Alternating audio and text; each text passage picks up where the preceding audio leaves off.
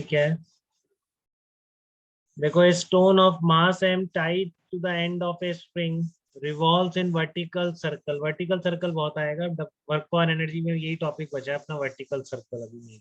ठीक है ना, revolves in a vertical circle of radius capital R, the net force at the lowest and the highest point of the circle directed vertically downwards are.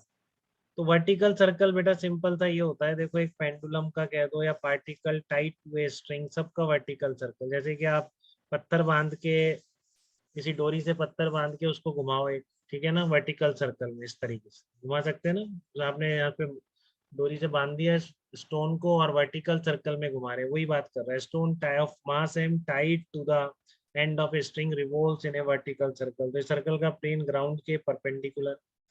ठीक है, बिल्कुल आप खूब करते हैं, पतंग वतंग उड़ाते हैं तो आप क्या करते हैं, पत्थर से बांध के कई बार पतंग को कहीं से लाना होता है, वो सब काम भी करते हैं। ठीक है, तो वो चीज होती है कि आप अपने स्ट्रिंग से बांधेंगे पत्थर को और वर्टिकल घुमा रहे हैं। कभी आपको बहुत दूर कुछ फेंकना होता है तब भी आप ऐसे स्ट्रिंग से बांध के घुमा के फेंकते हैं।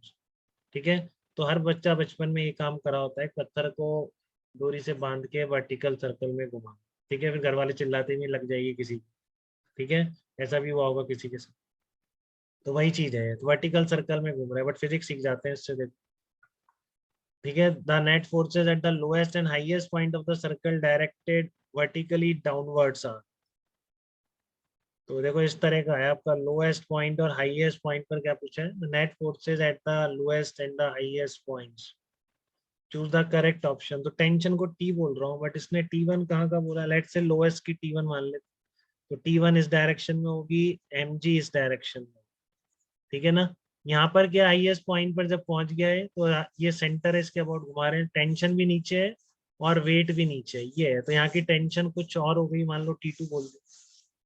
ठीक है, तो लोएस्ट पॉइंट पर देखो क्या पूछ रहा है, द नेट फोर्स पूछ रहा है बेटा, net force at the lowest point. तो नेट फोर्स कितना है, T1 माइनस एम जी तो है। ठीक है, या फिर एम जी माइनस T1 है। नेट फोर्स तो डायरेक्शन तो ये है, T1 ऊपर mg नीचे है, क्योंकि सर्कल में घूम रहा है तो एक्सलरेशन ऊपर की तरफ होगा। तो लोएस्ट पॉइंट पे नेट फोर्स अपवर्ड है, कितना है, T1 माइनस mg। ठीक है, लोएस्ट पॉइंट पे।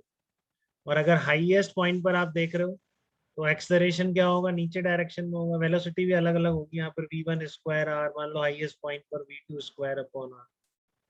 ठीक है, तो यहाँ पर नेट फोर्स कितना हो गया, T2 प्लस mg हो जाए।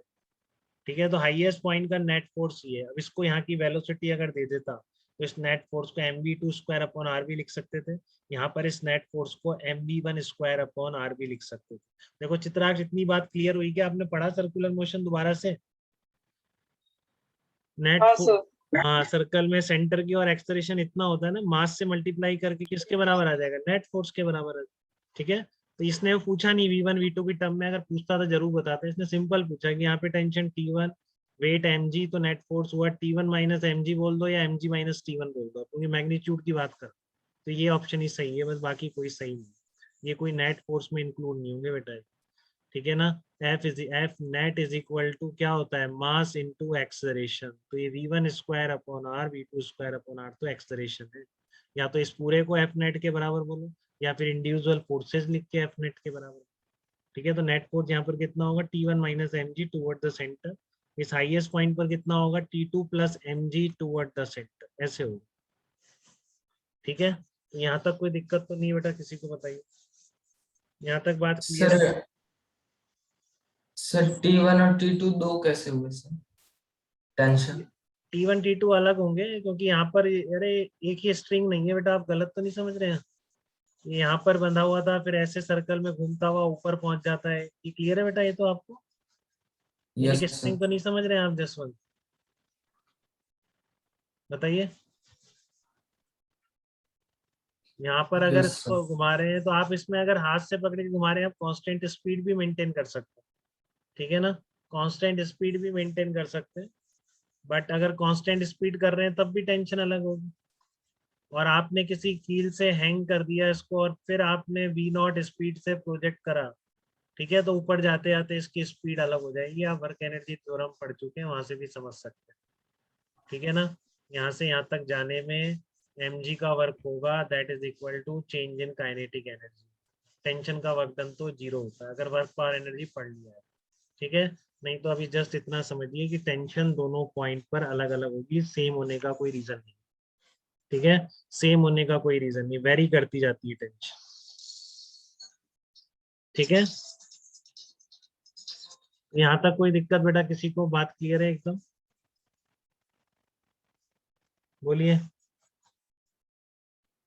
तो आंसर क्या हो यस सर। जाएगा? ये आंसर हो जाएगा, तो M G plus T two net force highest point पर, M G minus T one बोलो या T one minus M G बोलो लोएस्ट पॉइंट, ठीक है। क्लियर है, टेंशन अलग अलग होगी। आपने इस तरह से हैंग करके मान लो दीवार पे सामने कील लगाई और आपने हैंग कर दिया, फिर आपने वी नॉट, तो भी टेंशन अलग होती जाएगी, स्पीड भी बदलती जाएगी। ये सब निकालना है हमको वर्क पर एनर्जी में, वर्टिकल सर्कुलर मोशन। बट फिलहाल हमें ये समझ में आ रहा है नेट फोर्स कितना होगा अगर लोएस्ट पॉइंट पे टेंशन T1 दे दी जाए, तो T1 माइनस एम जी होगा। हाईएस्ट पॉइंट पे अभी तो इसने अलग अलग टेंशन दे दिया आपको, तो सोचने की जरूरत नहीं, ठीक है। यहाँ बोला टेंशन T1, हाईएस्ट पॉइंट पे बोला T2, तो यहाँ पर हो जाएगी T1 minus M G, highest point पर हो जाएगी T2 प्लस एम जी, ठीक है। इंपॉर्टेंट क्वेश्चन है, ध्यान रखना।